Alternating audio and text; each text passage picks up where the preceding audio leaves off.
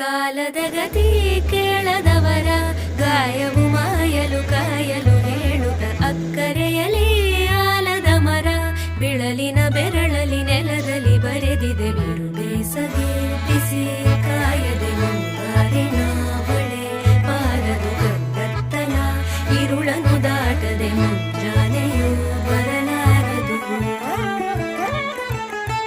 ನೀರಿನ ಹರಿವಿನಲ್ಲಿ ನೀತಿಯನು ನೀ ತಿಳಿದು ಓಡುವ ಜಲಧಾರೆಯದು ಓಘ ಎಂದಿಗೂ ನಿಲದು. ಮಳೆಯ ನೀರು ಹಳೆಯ ಕಳೆಯ ತೊಳೆಯುತ್ತ ಹಸಿರಿಗೆ ಉಸಿರಾಗದೆ ಮನದ ನೋವ